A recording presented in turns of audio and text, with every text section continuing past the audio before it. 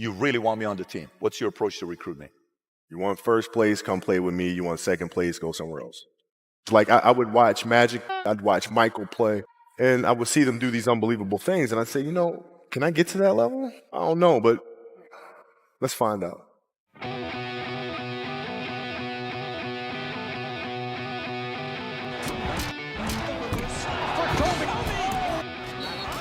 Everything was done to try to learn how to become a better basketball player. Everything. And so when you have that point of view, then literally the world becomes your library to help you to become better at your craft. So because you know what you want, the world's giving you exactly the information you need to become better at it. Because you know what you're looking for. So many guys tell stories about your work ethic.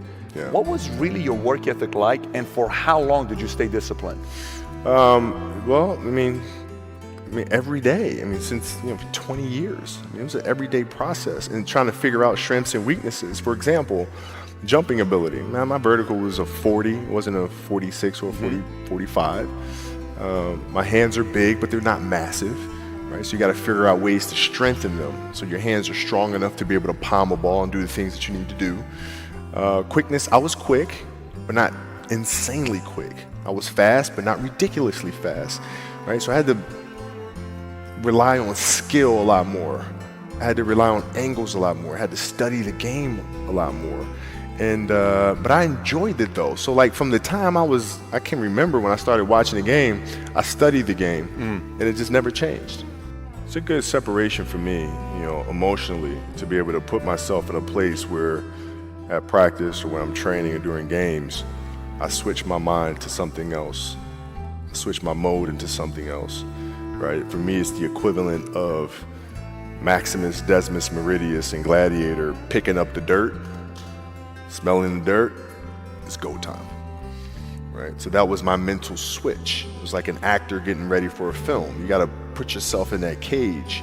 When you're in that cage, you are that character. And then when you leave there, it's something completely different. But when I'm in that cage, bro, don't touch me. Don't talk to me. Just leave me alone. How did you get mentally and emotionally so strong where it doesn't bother you? Well, you got to look at the reality of the situation. Like for me, it's not, you kind of got to get over yourself. It's not about you, man. Like, okay, you feel embarrassed. You're not that important. Like, get over yourself. Yeah, that's where you go. Get over yourself, right? Like you're worried about how people may perceive you, and like you're walking around and it's embarrassing because you shot 5 air balls. Get over yourself. Right? And then after that, it's okay, well, why did those air balls happen? Got it. High school, year before, we played 35 games, max, right? Week in between, spaced out, plenty of time to rest. In the NBA, it's back to back to back to back to back to back to back. I didn't have the legs. So you look at the shot, every shot was online. Every shot was online, but every shot was short.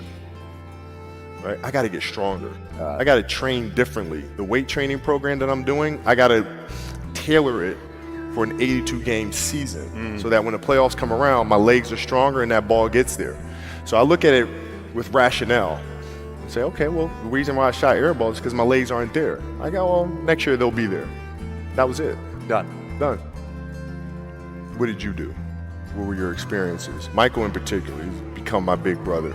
Been my big brother since I first came in the league. And what was that process like?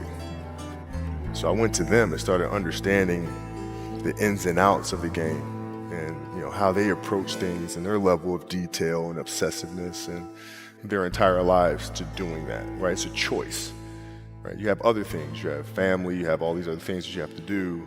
The game can't really be your #1 priority. And so I was just looking at that like, man, this is gonna be fun.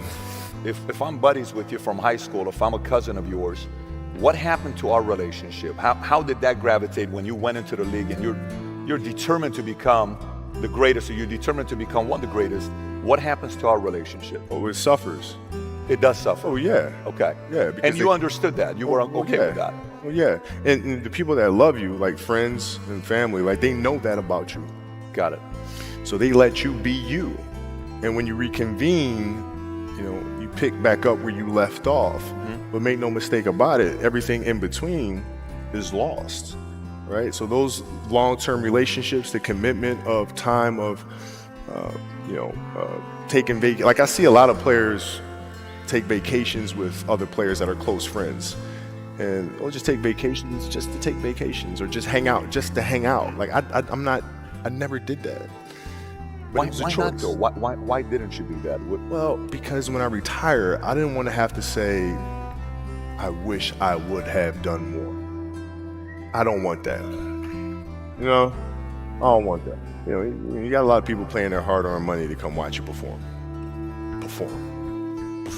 It's your job to be in shape. It's your job to be strong enough to perform at that level every single night. And as a competitor, I'm not ducking shit. Like, it's not, oh my God, my back hurts, I'm sore, we got to play Vince Carter and Toronto Raptors tonight. We actually had this happen. We had a game against Toronto in 2000, and Vince was tearing the league up. My back was jacked.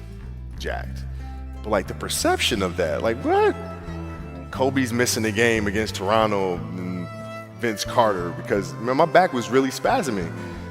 But people will be like, what? Oh, he's ducking Vince. Excuse me? No, I don't think so.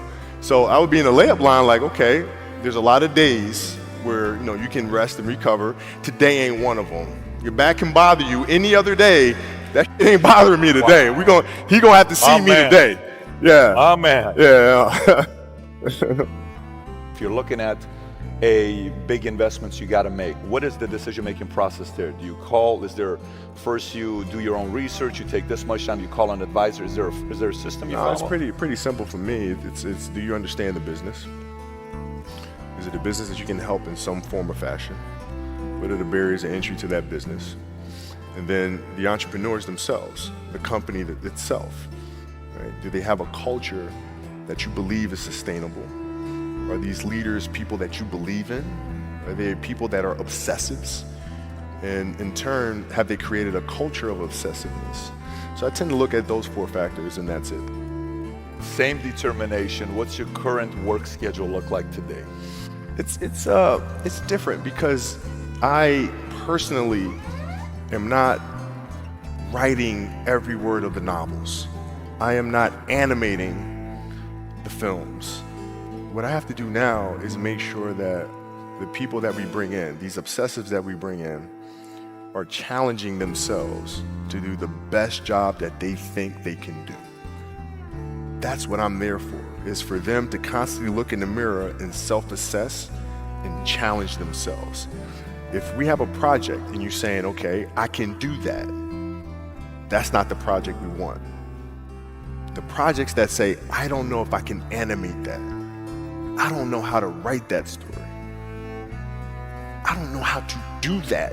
Those are the things we want, because through that curiosity, you'll reach a level that you didn't think was possible. And so running the studio, that's what I'm doing. You're playing against the Golden State Warriors. Score is 107-109. You guys are close to getting into the playoffs. You know exactly what happens in the game. You go up, you're about to take your shot, and then all of a sudden, boom, Achilles happens, right? He went and hit the free throws, and then you walked off the stage. Yeah. And you got the surgery done. When I went in the trainer's room, my kids are in there, and they're looking at you and stuff, and I'm looking at them, and I'm like, it's all right, Dad's gonna be all right. Mm-hmm. It'll be fine. It'll be all right. It'll be all right. It'll be all right. As a parent, you gotta set the example. This is another obstacle. This obstacle cannot define me. It's not going to cripple me. It's not going to be responsible for me stepping away for the game that I love. I'm going to step away on my own terms. And that's when the decision was made that, you know what? I'm doing it. I'm doing it. 科比·布莱恩特不仅是 NBA 历史上最伟大的球员之一，他的职业道德和追求卓越的心态更是令人敬佩和学习的典范。在这段访谈中，科比分享了他如何通过严格的自律和持续的努力，不断提升自己的篮球技能。他强调，成功不是一蹴而就的，而是需要每天坚持不懈的训练和学习。科比回忆了他从年轻时就开始的高强度训练，他的职业精神从未改变，一直专注于如何成为一名更好的篮球运动员。总的来说，科比·布莱恩特的故事不仅展示了他作为一名篮球运动员的卓越成就，更传递了坚韧不拔、不断追求卓越的精神。这种精神不仅适用于篮球，也适用于生活中的各个方面。希望科比的故事能够激励到每一个希望在自己领域中取得成功的人。谢谢收看本期视频。如果你喜欢我们的内容，请记得点赞、评论和订阅我们的频道。我们下期再见。